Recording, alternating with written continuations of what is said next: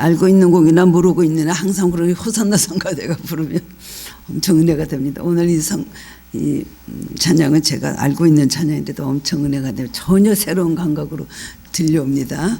예. 오래전에요, 몇 년 전이죠, 여러분들과 함께 이천에 있는 도자기 굽는 곳에 가서 구경을 하고 온 적이 있었습니다. 진익을 이기고 통일자기가 마음대로 빚어서 수백 도가 넘는 그 뜨거운 가마에 넣어서 구워서 예쁜 도자기가 나오는 걸 볼 때 오늘이 예레미야 18장의 말씀이 생각이 났습니다. 토기자기가 자기 마음대로 진흙을 만들어서 또 부시기도 하면서 만드는 것 같이 이 사람들도 그렇게 하는구나. 여러분 것도 본 적이 있으시죠? 둥글둥글 돌아가는 기계 돌리기도 하고 뭐 여러 가지 많은 공정을 거쳐서 예쁜 도자기가 돼서 나오더라고요. 토기자기는 도자기를 빚어서 만들다가 마음에 안 들면은 다 부셔서 그냥 뭉개버립니다. 자기 마음대로예요. 누가 뭐라 그러겠습니까? 괜찮은데 왜 부시죠? 그래도 이건 마음에 안 듭니다. 대부분 다 부셔버리고 뭉개버리고 그러더라고요. 그래서 더 좋은 그릇, 자기 마음에 드는 그런 작품을 만들기 위해서 이제 고생을 하는 걸 보았습니다. 토기장이 마음대로 이런 것도 만들고 저런 것도 만든다는 말씀이 오늘 저 사람들이 하는 것이 바로 토기장이신 하나님이 하신 일이구나, 그렇게 깊이 깨달은 적이 있었습니다. 예레미야 선지자는 남왕조인 유다 왕조가 멸망하기 전 약 40년부터 하나님의 사역을 감당했던, 하나님의 말씀을 전하는 그런 선지자였습니다. 일찍이 부르심을 받았는데 그 하나님께서 말씀을 가서 전해라 그럴 때 예레미야는 그 말씀에 순종해서 10대예요. 아주 어린 그 사춘기 때부터 하나님께서 말씀을 주셨거든요. 그래서 말씀을 전하면 좋은 반응이 옵니까? 막 사람들이 그걸 받아들이지 않고 그 다음에는 엄청난 핍박이 시작이 됐습니다. 그래서 예레미야는 나는 안 하겠습니다. 왜 나를 부르셔서 이런 걸 시킵니까? 그런 환상을 자꾸 보여주시니까 예레미야는 예레미야서와 예레미야 애가에서 그것을 다 이제 하나님 주신 말씀과 그 나라의 운명에 대해서 이렇게 말을 하고 있습니다. 그러니까 예레미야가 좋은 예언을 해야 되는데 너희 나라는 멸망할 것이다, 회개하지 않으면 그렇게 될 것이다, 이런 얘기를 자꾸만 하니까 사람들이 받아들입니까? 오는 거라고는 핍박과 매와 침뱉음과 여러 가지 고통밖에 없는 것입니다. 예레미야는 남왕조 유다가 완전히 멸망해서 바벨론의 포로로 끌려간 뒤에 거기서 살다가 그 다음에 또 애굽으로 망명을 했습니다. 근데 거기서 애굽에서 망명을 해서 거기와 마지막 예언자로서 사역을 감당하다가 거기에서도 사람들의 돌에 맞아서 죽었던, 아주 순교했던, 인간적으로 보면 엄청나게 불행했던 그런 선지자였습니다. 눈물의 선지자기도 하고요. 참으로 많은 고통을 당한 선지자 중에서도 그렇게 큰 고통을 안 당하고 편안하게, 이사야 같은 분은 왕궁에 있는 선지자로서요, 왕들을 갖다가 왕을 기도해주고 히스기야 왕을 기도해주고 예언해주고, 그래서 상당히 고급스럽게 그래도 비교적 평안한 생활을 하면서 하나님의 굉장히 많은 예언을 이사야서에 그렇게 기록한 선지자였는데 예레미야는 그렇지 않았습니다. 뭐 많은 선지자들이 그랬죠. 매를 맞고 침뱉음을 당하고 그 다음에 뭐 그냥 톱으로 켜서 죽이기도 하고 돌에 뭐 죽이기도 하고 칼로 배임을 당해서 죽이기도 하고, 선지자들은 그 삶이 편안한 사람이 매우 없었습니다. 예레미야는 나라 민족을 사랑해서 그들을 향해서 하나님의 말씀을 예언하고 회개를 촉구했습니다. 그런데 좋은 예언을 안 하고 맨날 나쁜 얘기, 그리고 야단치는 소리, 그렇게 하면 안 된다, 그렇게 하면 안 된다 라는 것만 예언을 하고 그것을 말하니까 사람들이 좋아합니까? 저 매국노다, 저는 반역자다, 나라를 망하라고 저런 예언을 하냐. 그래서 엄청나게 많은, 예레미야에게 많은 고통을 주었습니다. 그냥 웅덩이 같은 감옥에 갇히기도 하고, 우리가 알고 있는 33장 말씀, 너는 내게 부르짖으라 내가 내게 응답하겠고 네가 알지 못하는 그 은밀한 일을 보이리라, 이 말씀도 웅덩이에 있을 때예요. 웅덩이, 극년이는 웅덩이 같은 감옥에 갇혀 있을 때 하나님의 말씀이 그에게 이렇게 임했다는 것입니다. 예레미야가 선지자로서 예언했던 그 시대는요, 그때 북이스라엘은 벌써 망했어요. 하나님 앞에 불순종으로 인해서 온 거라고는 매밖에 사실 없습니다. 그리고 남왕조는 그 다음에 조금 존재하고 있었거든요. 그러니까 이제 예레미야는 전합니다. 너희들이 계속해서 하나님 앞에 불순종하고 우상 섬기고 이렇게 말씀으로 돌아오지 않으면 북이스라엘 같이 될 것이다. 이 남왕조도 이제는 멸망할 것이다. 하나님의 무서운 심판을 전하면서 경고를 전하면서 그리고 회개를 촉구했죠.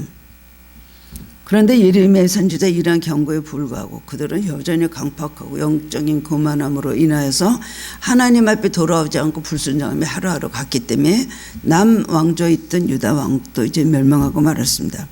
오늘 하나님께서 이제 오늘 본문의 말씀의 내용은 토기자 이 집으로 내려가라. 그때는 흰농 골짜기라는 곳이 있었는데 거기에서 그런 토기를 굽는 곳이 많이 있었다고 합니다.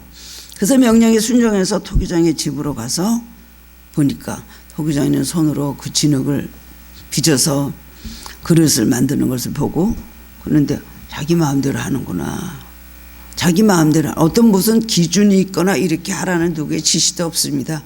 그냥 자기가 주인이 돼서 자기 손 안에 든 진흙을 만들기도 하고 부시기도 하고 뭐 굽기도 하고 또 다 나온 것도 마비 안 들면 다 깨버리기도 하고 이런 것을 보면서 하나님께서 뭐를 말씀하시는 것이었을까요? 예레미야서 18장 오늘 6절 말씀에 보면 하나님은 이스라엘 족속가 이 토기장이가 하는 것 같이 내가 능히 너희에게 행하지 못하겠느냐. 이스라엘 족속가 진흙이 토기장의 손에 있은 같이 너희가 내 손에 있느니라. 그걸 전하라는 것을 오늘 토기장의 집에서 이 비유로 해서 예레미야에게 말씀을 하신 것입니다.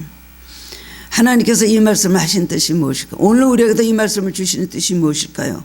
하나님은 토기장이가 되시고 우리는 진흙과 같은 존재라는 것, 이거 알으라는 것이고 또 하나님께서 우리를 빚으시고 농로 위에서 놓고 그 다음에 불에 더 뜨겁게 우리를 만들 때 하나님 손에 빚어지지 않으면 그 다음에는 하나님 원하시는 도자기가 되지 않으면 하나님은 그냥 깨버리시고 다 없애버리시고 다시 처음부터 진흙을 다시 이기셔서 손으로 빚으셔서 정말 하나님께서 마음에 드는 그런 좋은 예술품으로 만드신다는 것입니다. 아멘 하시죠? 우리 삶이 내가 주인인 것 같고 내 맘대로 되는 것 같고 그리고 하나님 앞에 불평하고 나는 왜 이런 삶을 살도록 하나님 결정하셨습니까? 하나님 왜 안 그런 다른 사람은 안 그런데 나는 왜 그렇습니까? 불평이라기보다 우리는 좋게 말하면 질문을 할 때가 있죠. 그러나 불평이 지났지만 항변이 되는 것입니다. 저도 제 친구 동창들 중에 목사들이 된 친구들이 많이 있거든요. 저희 우리 고등학교 동창에서는 목사가 된 분이 한 7명, 8명 한 사람 세상을 떠났다고 하는데 있습니다. 근데 참 편안하게 살거든요. 얼마나 그 편안하다는 것보다 시간적인 여유도 많고 뭐 그렇게 기도의 부담이라든가 이런 사역에 대한 부담을 갖질 않아요. 그렇기 때문에 저를 뭐 부러워하는 친구도 있습니다. 하나님 그렇게 쓰임 받으니까 윤 목사는 전 축복이다 하긴 하지만 얼마나 외국 여행도 전 부부간에 자주 다니고 이렇게 시간적인 여유가 우선 많이 있어요. 그리고 모든 면으로 편안하고 굴곡이 없는 그런 삶을 살거든요. 모든 면으로 그냥 보통 세상의 사람으로 말해도 아주 평탄한 삶을 살면서 주의 종이 돼서 일하는 사람들 보고 시간적인 여유가 많이 하고 싶은 대로 자유자재로 자기 모든 것을 사용하는 걸 보고 왜 나는 그렇지 않을까? 내가 왜 예수 사대인데도 불구하고 왜 이렇게 사역하는 것이 나는 이렇게 버겁고 힘들고 영적 싸움을 많이 싸워야 되나? 이런 생각을 할 때가 참 많이 있었는데 우리는 그런 생각을 가지고 살아가고 있습니다. 오늘 말씀을 보면 우리는 우리 삶을 하나님께서 하나님 뜻대로 빚으신다는 겁니다. 하나님 뜻대로 우리의 삶을 만드시고 하나님께서 원하시는 그릇으로 만들어서 사용하신다는 거예요. 그것이 어떤 것이 되든 상관이 없습니다. 최근 몇 년간 우리나라에서 일어난 여러 가지 큰 사건들, 얼마나 많은 사건들이 있었습니까? 주로 불행한 사건들이, 축복된 사건은 별로 없었죠. 뭐 대통령들 두 사람들 또 탄핵돼서 또 너무나 급변하는 이 세상에서 이런 거 또 여러 가지 얼마나 재해들이 많이 있었습니다. 여름에는 막 그냥 물난리 뭐 세월호 사건 이번에 또 이런 사건들 이런 거 생각하면서요. 우리 국민들의 마음은 왜 이럴까? 왜 우리나라는 이래야 될까? 우리나라는 왜 이렇게 옛날부터 이렇게 힘든 삶을 살아야 돼요? 우리 국민들은 왜 그렇게 편안하고 행복하지 못한 삶을 살까? 좀 살만하면 어려움이 오고 좀 괜찮다 하면 또 사건이 나고 그냥 롤러코스터인가요? 그거 막 청룡열차 타는 것 같이 그렇게 국민들 마음이 어떻습니까? 행지 마음이 어둡습니다. 혼란스럽습니다. 불행하게 느낍니다. 그리고 굉장한 절망을 느끼게 되는 것이 사실인 것입니다. 인간 개인의 운명이나 나라의 운명은 마치 토기장의 손에 좌우되는 진흙 같아서 역사의 주관 대신 하나님의 손에서 만들어지고 새롭게 빚어지는 것입니다. 다 하나님께서 하시지 않았어요. 그리고 하나님이 이렇게 하시네 하나님의 뜻이 계신 겁니다. 오늘 말씀을 통해서 내 삶에 하나님은 어떤 토기장이가 되셨나, 또 하나님하고 나하고는 무슨 상관이, 내 삶에 하나님과 무슨 상관이 있나, 이것을 반드시 깨달으시기 바랍니다. 본문을 통해서 깨달음으로 함께 은혜를 나누기를 원합니다. 첫 번째로는 모든 주권은 하나님께 있다는 것입니다. 이것을 우리는 인정을 해야 됩니다. 하나님께서 왜 예레미야를 토기장의 집으로 가라고 하셨을까요? 진흙의 토기장의 손에서 자유자재로 만들어지는 것처럼 인간의 모든 삶에, 인간의 모든 생명은 절대 주권이 하나님께 달려있다는 것을 깨닫게 하기 위해서 예레미야를 토기장의 집으로 가라고 한 것입니다. 이 말씀에서 우리는 이렇게 생각합니다. 우리는 질그릇이 아닌데, 내가 왜 질그릇이야? 나는 인간인데, 나는 질그릇과 다르지. 질그릇은 뭐죠? 흙이죠. 흙덩이에 불과하고 우리는 인격을 가진 인간입니다. 흙덩이는 감정이 없죠. 인격도 없고 선택의 능력도 없습니다. 또한 감정도 없고요. 그렇기 때문에 분노, 기쁨, 고통, 번민, 의심, 믿음 아무것도 없습니다. 한낱 흙덩이일 뿐이죠. 무슨 생명이 있습니까? 거기에 무슨 자기 나름대로 생각이 있고요. 뭔가 의지가 있으면 하나도 없잖아요. 그런데 하나님은 우리에게 너는 나한테 말하자면 너는 내 손에 빚어지는 진흙에 불과하다. 그럼 이렇게 말한다. 우리는 자유의지라는 게 있습니다. 나의 지혜도 있고 지식도 있고 나의 모든 감정도 있고 내 모든 이성도 있고 판단력도 있습니다. 우리 이렇게 말해요. 왜 제가 진흙입니까? 내가 할 수 있는 게 속에 많이 있는데요. 제가 똑똑합니다. 라고 말할 수가 있죠. 그런데 사실 우리가 선택할 수 있는 그 능력, 우리가 생각하고 있는 판단력, 이성, 내가 또 그동안 쌓아왔던 경험, 그 다음에 나에게 있다는 지혜, 이것도 하나님이 주셨기 때문에 있다는 것입니다. 하나님 걸 뺏어가면 바보가 되는 거예요. 천치가 되는 거예요. 정신병자가 되는 거예요. 아무것도 판단할 수가 없고 그 다음에는 선택할 수도 없다는 것입니다. 그러므로 우리가 갖고 있는 이 모든 것은 하나님이 함께 하실 때의 가치가 있고 의미가 있는 것입니다. 그렇지 않으면 아무것도 할 수가 없는 거예요. 그렇기 때문에 너는 진흙에 불과하다. 인간은요 진흙이죠. 흙에서 나왔죠. 한번 탁 죽고 나면 생명이 끊어지면 그것으로 끝나는 그런 아무것도 아닌 존재, 하나님 앞에서 정말 구더기만도 못한 존재라는 것은 우리를 알고 살아야 되는 것입니다. 너무나 인간들이 그렇지 않습니다.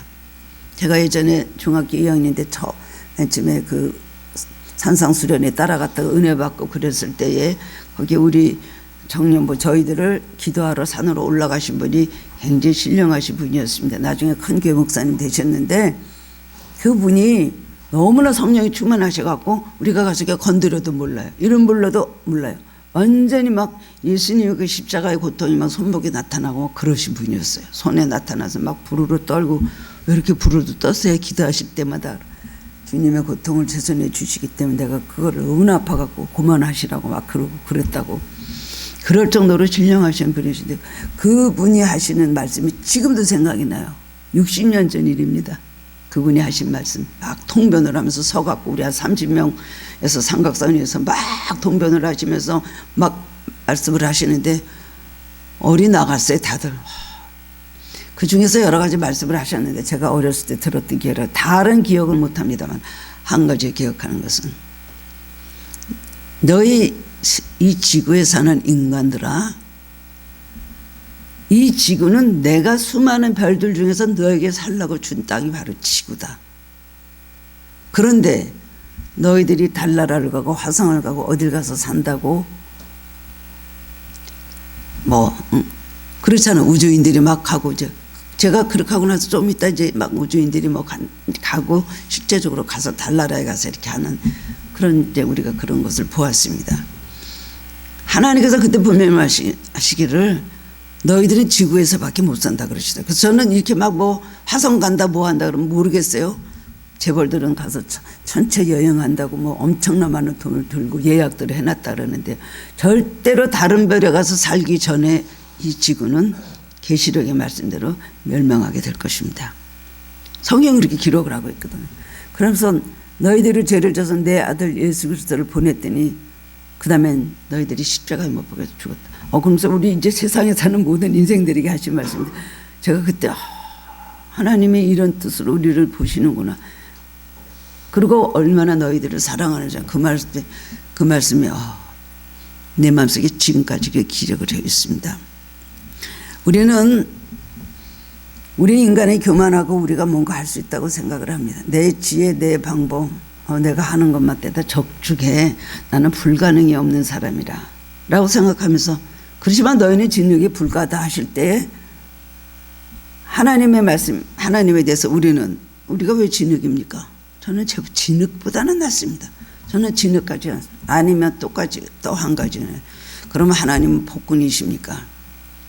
왜 흙으로 인간을 만드시고 또 부셨다 맞다면서 우리 인생을 때로는 그냥 진노하셔서 다 심판하시고 무서운 재앙을 주시는 그런 두려운 하나님이십니까? 그야말로 분노 조절을 못하시는 그런 분이십니까? 라고 반문할 수도 있습니다.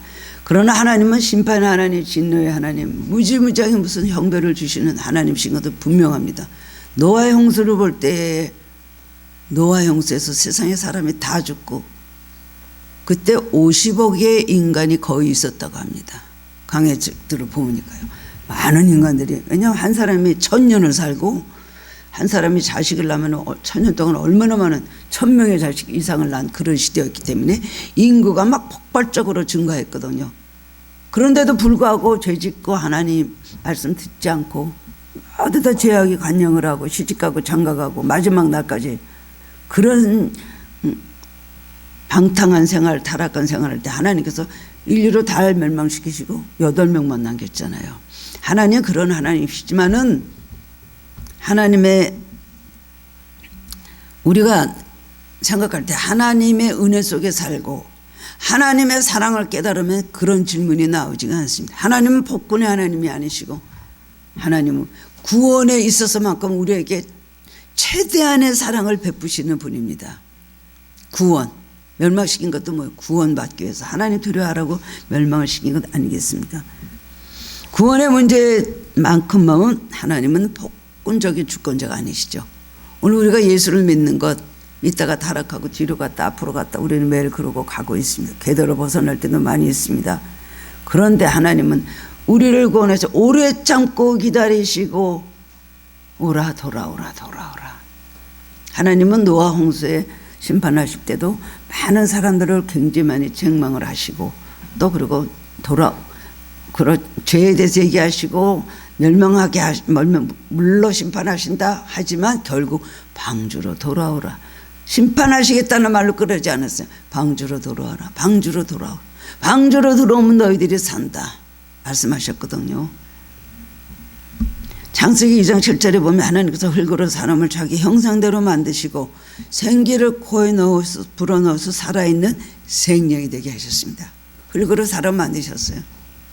그런데 생명이 아니었어요. 살아있는 영이 아니었어요. 근데 하나님께서 콧바람 그야말로 하나님의 생기를 부어놓으시니 사람이 살아있는 생명이 되고 일어나서 움직이게 되었습니다.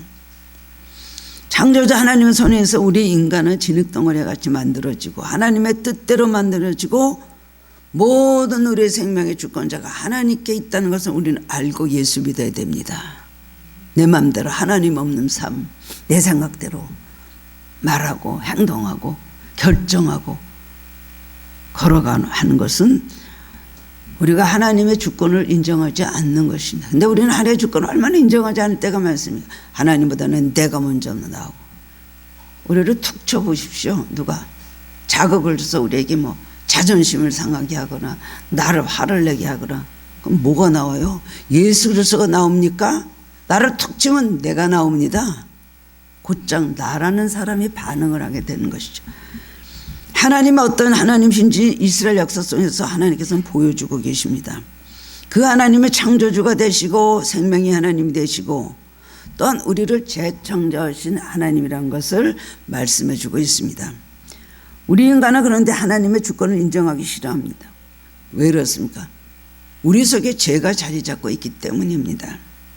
죄가 자리 잡고 있고, 그리고 우리 속에는 교만이 자리 잡고 있기 때문에 하나님 말씀 들어도 절대로 주권을 인정하지 않습니다. 어떤 거는 주권을 인정. 뭐예요? 복 주신 하나님, 복 주시옵소서. 나의 모든 것을 면하게 하시고 나쁜 것은 제거시키시고 좋은 것으로 나를 축복하시옵소서. 그런 주권을 인정해요. 그러나 하나님 앞에 우리가 죄를 짓고 잘못했을 때 하나님은 어떻게 하신다는 그 주권을 인정하지 않고 불평하고 원망하고 하나님을 인색한 그런 하나님을 생각하는 것입니다. 우리 인간이 얼마나 아무것도 아닌 무기력한 존재라는 것을 우리는 알아야 되고, 역사를 통해서도 우리는 깨달아야 되는 것입니다. 알렉산더 대왕이 유럽 대륙을 정복했을 때 사람들은 그 큰 대국을 이제 다스릴 것이다 생각했습니다. 그러나 어느 날 30대 알렉산더 대왕이 그가 좋아하는 원숭이와 놀다가 원숭이의 손가락을 물렸어요. 그런데 그 원숭이가 원인이 돼서 열이 올라가지고 다음날 죽고 말았다는 것입니다. 30대 젊은 나이에요. 나 알렉산더 대왕이 막 수염도 나고 오래 사는 사람인 줄 알았더니 38살이가 아주 일찍 죽었더라고요. 짧은 동안에 반짝하고는 사라진, 이슬로 사라진 사람이 알렉산더 대왕이었다는 거예요. 전 세계를 지배할 것 같은 알렉산더 대왕이 원숭이의 손에 물려 죽었다는 것, 이것을 보면서 아무리 위대한 사람도, 아무리 대단한 권세를 가진 사람도 발버둥을 쳐봤자 자기 생명을 어떻게 할 수 없는 무력한 존재라는 것 깨달아야 되는 것 아니에요. 역사를 통해서 우리는 알 수가 있습니다. 김일성이도 죽었습니다. 김정일이도 죽었습니다. 무택동이도 죽었습니다. 뭐 수많은 독재자들이 다 죽고 옛날 사람들이 더 사진만 걸려있는 걸 볼 때에 인생이 얼마나 무상한 것이고 하나님을 떠난 삶에 얼마나 아무것도 없는 무의미한 것을 깨달아야 되는 것입니다. 제일 중요한 건 뭐예요? 믿음이 있느냐? 어떤 믿음이요? 하나님의 주권을 인정하는 겸손한 믿음이 있느냐? 우리는 이것을 자기 신앙을 돌아봐야 되는 것입니다. 민족의 운명도 독재자의 운명도 모두 하나님 손에 달려있다 하는 것을 우리는 잊지 말아야 될 것입니다. 이사야 64장 8절에서는 이사는 이렇게 말했습니다. 여호와여 주는 아버지시니이다. 우리는 진흙이여 주는 토기장이시니 우리는 다 주의 손으로 지으신 것이라 말씀을 했어요. 토기장의 손에는 진흙 한 덩어리에 우리는 불과한 존재라는 것입니다. 그러므로 하나님 앞에 겸손해야 됩니다. 베드로전서 5장 말씀하시죠. 너희는 하나님 능하신 손 아래서 겸손하라. 때가 되면 하나님께서 너희를 높이시리라. 하나님 앞에 겸손하면 사람 앞에도 겸손합니다. 사람 앞에 또 교만한 것은 하나님 앞에도 겸손한 것입니다. 자기가 겸손한 존재로 자꾸만 닦아주고 자기를 만들어지려고 하면 하나님의 형상을 담는 사람이 되는 것입니다. 옛날에 역천자는 망하고 순천자는 흥한다. 예수 안 믿는 사람이 만드는 격언이라고 생각하지만 하나님의 섭리에 따르지 않고 하나님을 의지하지 않고 하나님의 주권에 모든 걸 맡기지 않고 그것을 무시해서는 아무것도 할 수가 없는 존재가 우리 인간인 것입니다. 하나님 의지하고 겸손히 하나님 앞에 기도해야 됩니다. 우리의 마음대로 우리의 생각대로 이 세상에 사라지는 것 같지만 우리의 운명을 주관하신 하나님, 우리의 생사복을 주관하신 하나님 계신다는 것을 깨달아야 됩니다. 당장은 안 그러건 것 같고 당장은 오늘 내가 이기는 것 같고 당장은 내가 오늘 내 힘으로 뭔가 되는 것 같고 당장은 뭔가 잘 나간다고 자기 능력이 과시되고 표현되는 것 같아도 지나가 보십시오. 하나님의 연자매들은 천천히 돌아간다는 말이 있습니다. 지나가 보면 인간의 인생의 이 역사의 주관자가 하나님이시라는 걸 우리는 그 사실 앞에서 우리는 그것을 부정할 수가 없는 것입니다. 하나님의 손 안에서 겸손히 그 뜻에 순종하며 살아가는 그리스도인이 되어야 될 것입니다. 진흙을 빚으신데 진흙이 뭐라 그래요? 왜 나를 이렇게 빚습니까? 할 수 있어요? 왜 나를 이렇게 만드셨어? 할 수 있습니까? 진흙인 주제에 흙에서 나와서 흙으로 돌아갈 수 있는 한 줌 죄로 남을 우리 인생이 왜 하나님 앞에 교만하고 살면서 내가 주인이라고 살아갑니까? 우리의 삶의 주권자는 하나님이시라는 것을 먼저 인정하는 사람이 참된 그리스도인입니다. 얼마나 주권을 인정하고 사느냐가 그 사람의 신앙이고 그 사람의 영성입니다. 두 번째로는 길그릇이 토기장에게 항변할 수 없다는 것이에요. 피조물의 창조를 하면서 왜 나를 이렇게 만들었습니까? 왜 이런 환경에 살게 했습니까? 왜 나에게 이렇게 하십니까? 할 수 없다는 것입니다. 왜냐하면 누구에게나 은혜의 기회는 똑같이 주어지고 있기 때문입니다. 현재는 차이가 나는 것 같아도 미래 지향적으로 보면 차이가 없습니다. 이 세상에서 가난하게 살고 많은 핍박을 받고 살고 어려움 속에 살고 고난을 많이 당해도 주님 안에서 신앙을 잘 지키고 승리하는 삶을 사는 사람은 미래에 어떻게 돼요? 공평하신 하나님 아닙니까?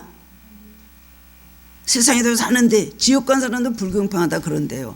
세상에서 살면서도 나 고생하고 말이야 이렇게 억울하게 많이 살았는데 죽어서도 여기 와 있습니까? 그리고 항변들을 한다 그래요.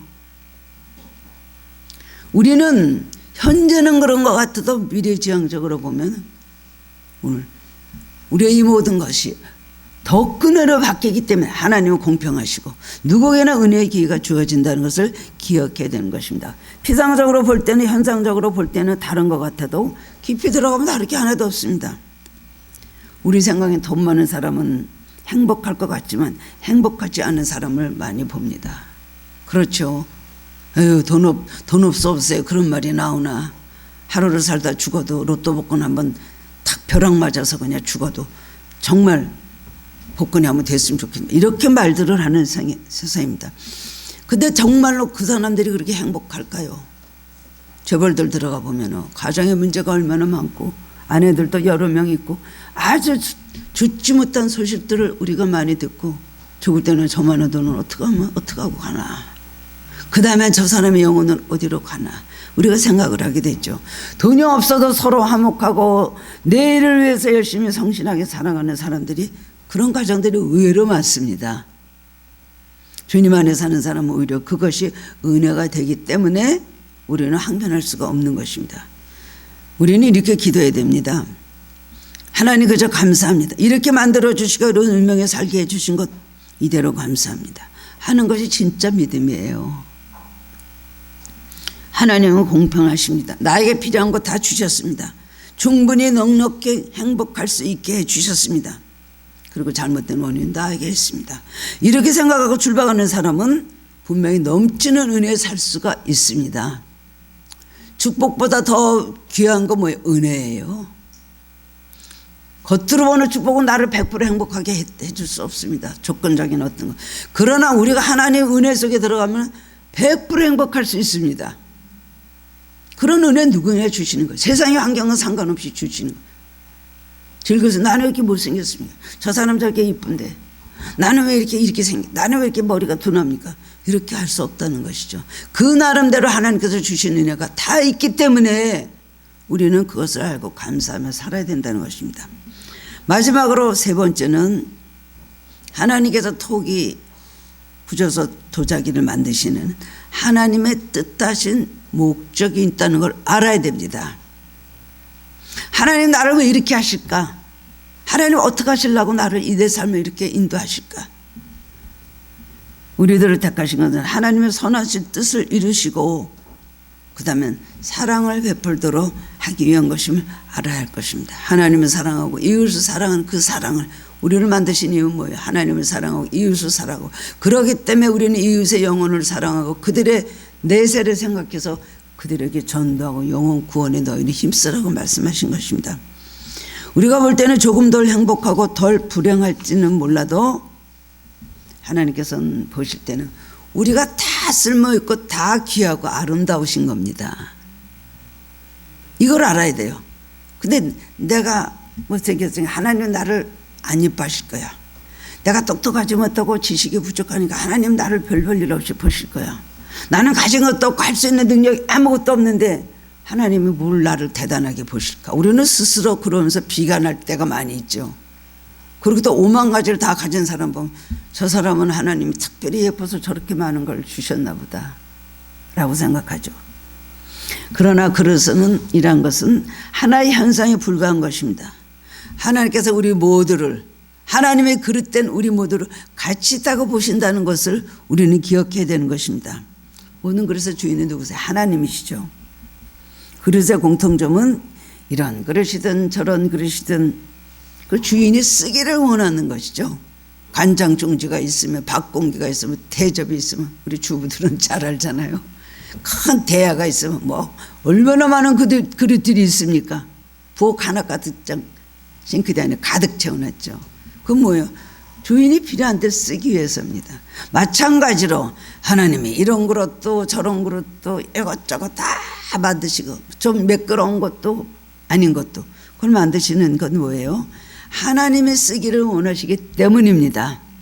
하나님의 용도에 따라 우리를 쓰시기를 원하기 때문에 귀하다고 하는 것은 겉으로 보기에 절대적인 그 가치가 있는 귀함도 있지만 사실은 상대적으로 우리는 다 귀한 존재라는 거예요. 하나님 앞에는 상대적으로.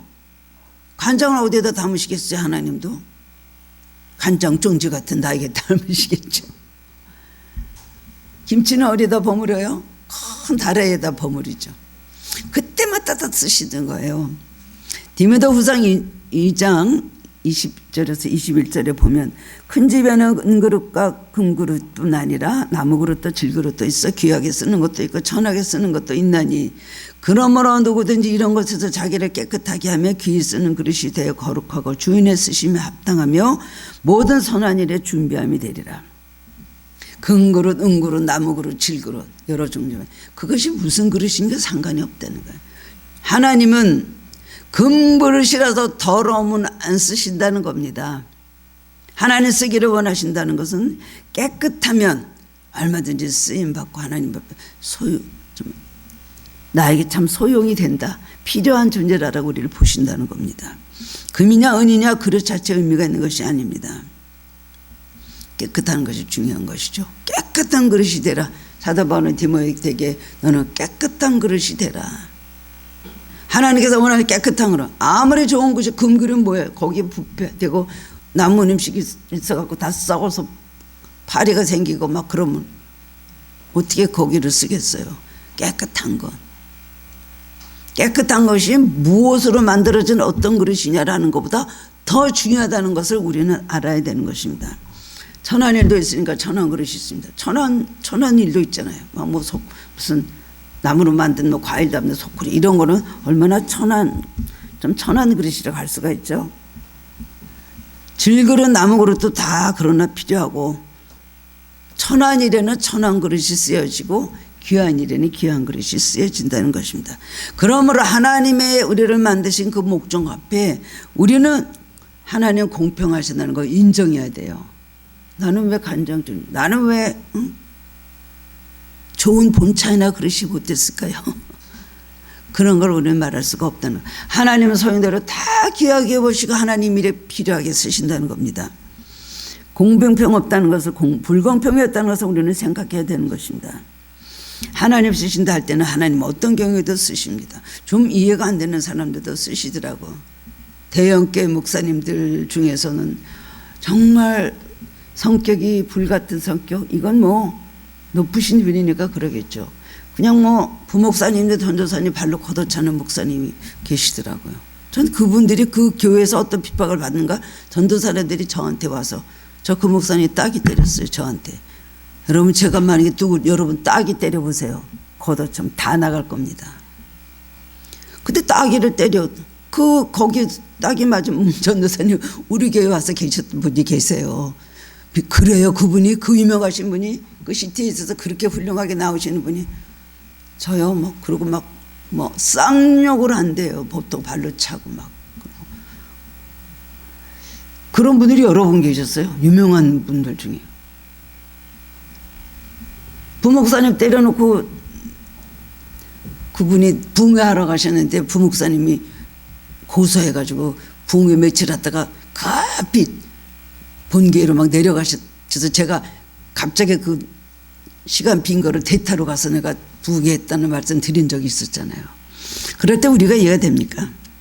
이해가 안 되죠. 저런 분을 저렇게 스캔들이 나고 저런 목사님을 어떻게 하나님께서 쓰시는가. 그러나 큰 계획 속에 놓고 보면 하나님의 계획 속에 구원의 계획 속에 있기 때문에 하나님께서 쓰이고 버리는 한이 있더라도 하나님의 큰 계획 속에서 그 목사님들을 그 교회를 그렇게 하나님께서 또 사용하시는 걸 볼 수가 있습니다. 모든 일들은 하나님 나라에 가면 알게 될 것입니다. 내가 왜 실패했나? 내가 왜 고독하게 살았나? 내가 왜 어려운 일을 당해야 했던가? 가면 그때 가서 하나님 나라에서 감사할 수밖에 없을 것입니다. 그 시간이 있었기 때문에 훗날 천국에서 영광스러운 내가 지금 있습니다 하게 되기 때문이에요. 그리고 하나님 공평하신 하나님이시죠. 가난했기 때문에 어려웠기 때문에 건강하지 못했기 때문에 정말 여러 가지로 많은 고난을 겪었기 때문에 하나님 나라에 가서 공평하신 하나님이 상급으로 은혜로 채워주실 때에 그게 버린 것이 아니었구나. 세상에서 내가 실패가 아니었구나 라고 그때 가서 깨닫게 된다는 것이에요. 지금 땅에서는 다 모릅니다. 여러분 낙심하지 마시기를 바랍니다. 예서가 있다는 게 얼마나 감사하고 우리에게 하나님 계시다는 게 얼마나 감사하고 CCTV보다 더 정확하신 하나님께서 모든 걸 알고 계시다니 얼마나 감사합니까? 우리는 기억해야 되는 것입니다. 그렇기 때문에 아무 질문이 할 것 없는데 우리는 이런 질문을 한다. 왜 저런 악한 사람을 저렇게 내버려 둡니까? 왜 선한 사람을 저렇게 고통에 놔둡니까? 우리는 질문하죠. 하나님께서 그럴 때 하시는 말씀이 조금만 기다려라. 조금만 기다리고 지나가는 것을 보며 전체적인 것을 봐라. 그리고 모든 것을 합력하여 다 선을 이루게 된다. 하나님께서 우리에게 주시는 대답이 그것일 것입니다. 로마서 9장 21절 23절 보면 토기장이가 진흙 한 덩이로 하나는 귀에 쓸 그릇을 하나는 천이 쓸 그릇을 만들 고난이 없느냐. 하나님이 그의 진노를 보이시고 그의 능력을 알게 하고 자사 멸하기로 준비된 진노의 그릇을 오래 참으심으로 관용하시고 또 영광받기로 예비하신 바 긍휼의 그릇에 대하여 그 영광의 풍성함을 알게 하고자 하실지라도 무슨 말하려. 그릇에 대한 얘기가 많이 나오는데 여러분 이게 무슨 말인지 잘 이해가 안 되죠. 귀한 그릇이라 그러면은 유대 사람을 말하는 것이고 천한 그릇이라면 이방 사람입니다.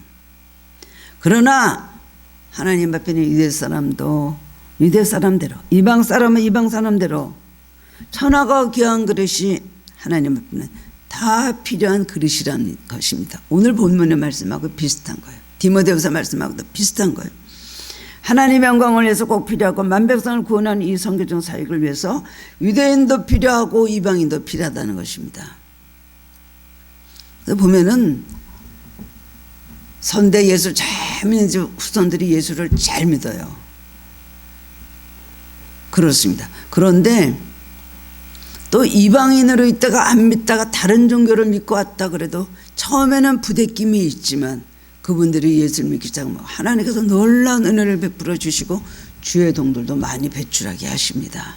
반은 모태신앙, 반은 이방인, 다른 종교에서 타종교 온 사람 섞여가지고 하나님 나라를 이끌어 간다는 것입니다. 그렇기 때문에 하나님은 진노의 그릇은 오래 참고 관용하시는 그릇인데 이 진노의 그릇에 대해서 왜 깨뜨리지 않고 가만 놔두십니까? 이렇게 말할 수 없다는 거예요. 또 긍휼의 그릇 지금 읽은 말씀에서 은혜의 그릇은 이방인에서 푸른 긍휼히 여기시고 은혜를 주시는 분을 얘기하는 것입니다. 하나님은 우리를 재창조하시는 하나님이십니다. 토기단에 진흙을 비춰서 잘못되었을 때는 진흙 덩어리를 다시 이겨서 새로운 것을 만드시지 우리가 실수했다 할지라도 내 잘못을 인해서 오늘 삶이 이렇게 엉망진창이 되고 많은 어려움 속에 거미줄같이 얽힌 것들이 많은 이런 모든 불가능한 속에 산다 할지라도 재창조의 기회가 있는 것입니다. 하나님 앞에 이런 나를 깨진 나를 엉망진창된 나를 하나님 앞에 내어 맡길 때 하나님 우리를 재창조해 주십니다. 영혼을 새롭게 하시고 우리의 생각을 바꿔주시고 마음을 새롭게 하시고 우리의 삶을 새롭게 하나님께서 일으켜 주시고 회복시켜 주신다는 겁니다. 오늘 도장의 비유는 하나님께서 내가 너희들을 사랑하기 때문에 어떤 실패도 두려워하지 마라. 이렇게 왕국이 남왕국이 망해가지고 이렇게 됐지만 너희들이 포로로 갔지만 그것도 하나님의 뜻이요. 이제는 내가 너희를 재창조해서 다시 너희 나라를 나중에는 회복시켜 주시겠다는 하나님의 긍휼과 자비와 은혜의 약속인 것입니다. 여러분 실수가 많았고 실패가 많았습니까? 그렇지만 여러분 하나님께서 모든 사람들 성경에 나온 많은 신앙의 위인들을 재창조하셨듯이 여러분을 재창조해 주실 것입니다. 예. 우리의 잘못한 것을 하나님 앞에 고백하고 그 다음에 하나님 앞에 회개하고 나를 새롭게 해 주시옵소서 할 때 하나님께서는 잘못에 크고 작음에 상관없이 우리를 너그럽게 용서하고 새로운 삶의 기회를 허락해 주시는 것입니다. 우리는 이렇게 기도해야 됩니다. 하나님, 저는 진흙과 같은 형편없고 보잘것없는 존재입니다. 그러나 하나님 손에 나의 삶을 하나님께 드립니다. 하나님께서 나를 빚어 주시옵소서. 하나님 원하시는 합당한 그릇으로 나를 빚어 주시옵소서. 하나님 채찍으로 잘못 가던 나를 징계하셔서 그리고 돌이키게 하시는 은혜를 감사합니다. 그것이 하나님의 은혜인 것입니다. 우리는 미완성의 존재입니다. 완성이 되지 않았습니다. 하나님께서 우리를 완성시켜 주실 것입니다. 땅에서는 완성이 없지만 하나님 나라에서 우리는 완성된 존재로 영의 존재로 우리를 축복해 주신다는 겁니다. 여러분 재창조의 가능성이 있는 걸 믿으시고 하나님께서 가장 귀한 그릇으로 폐품도 이용하시는 하나님 걸 믿으시고 여러분 오늘 그런 믿음을 가지고 다시 한번 소망찬 미래를 생각하면서 최선을 다해서 노력하시고 인내하시는 성도님들 되시기를 주님의 이름으로 축원합니다.